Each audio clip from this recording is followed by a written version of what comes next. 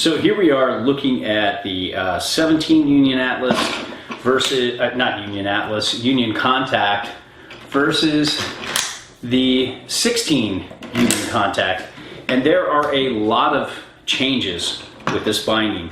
So here's the 16, here's the 17, and kind of wanted to give you a little breakdown of the difference. So first off, has a newer base plate. So you can see here with the old one, there's a lot of similarities, but you know, you're just seeing, like when you look at this one, it just looks like just slightly less material, a little more minimized in weight.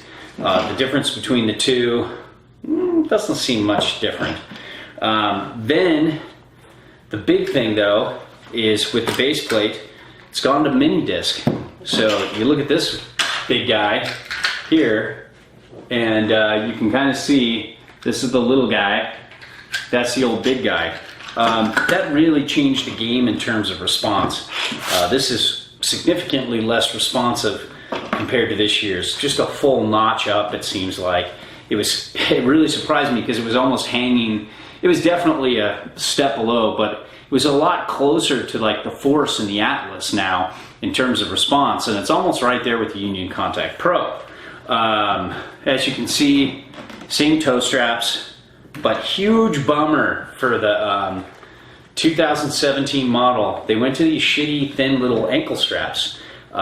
It's really depressing because we used to have this really nice big supportive ankle strap. I wish they just would have kept this ankle strap, and this combined with all these upgrades for 2017 would have made this just an amazing entry to mid-level binding for those that are on a budget but really want to change things up.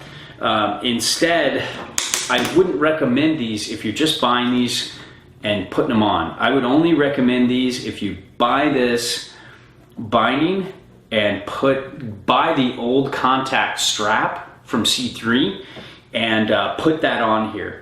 That would make such a huge difference and would make it such a better, I mean, this binding was almost perfect. Like, I remember just walking up and seeing this ankle strap and going, no, you know, but because we love this binding. So, you know, really, those are kind of the big major differences. You know, the high back's the same, or very similar.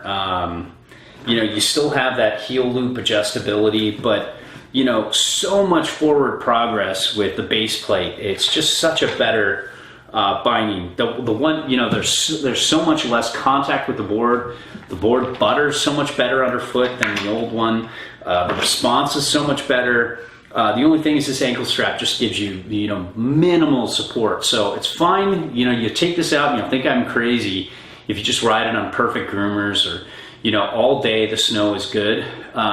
But just wait till you get a messy, uneven snow day or a powder day where you're kind of fighting through bumps and you've got some, you know, some unexpected changes in terrain, and you'll find that there's just no support. Your ankles are out there alone, handling the board for you. And I've felt my like boot fold where it never folded before with even like the regular old contact ankle straps.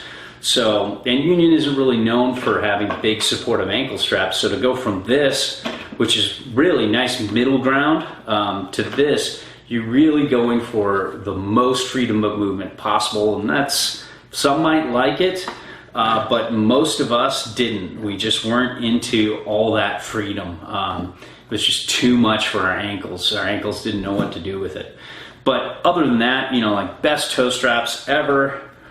Super supportive. Love this adjustable heel loop. You can unscrew these and slide it in and out according to your boot size. It's not like you know, like the Union Force and the Atlas and a lot of other bindings where you can slide the toe up and down too. This is what you see is what you get. But there's great shock absorption in the heel, nice shock absorption in the toe. Also, you can, I don't know if you can see this here, but there are 3 holes here, so you can unscrew these out, these 2 screws here, and you can rotate the high back. You know, Union contacts, their high backs twist pretty well, so it's not 100% necessary. But I like doing that. I like taking the high backs and rotating them so they line up, or rotating them so they line up better with the heel edge, and it just makes edge-to-edge transitioning a little bit better. So adjustability is pretty good here too. All in all, everything's great about this binding except for the ankle strap. I'm just so bummed because now I would only recommend it if you get this ankle strap, or you know, get an old ankle strap that's bigger, like from the Atlas, or you know, from the Force, or you know, go to the C3.com parts store or whatever it is, and check that out and see, because then you can probably find a better ankle strap for this. But if you like it, you know, total freedom and out there, then this will work. But for most of us at the Good Ride, all of us at the Good Ride were not into this.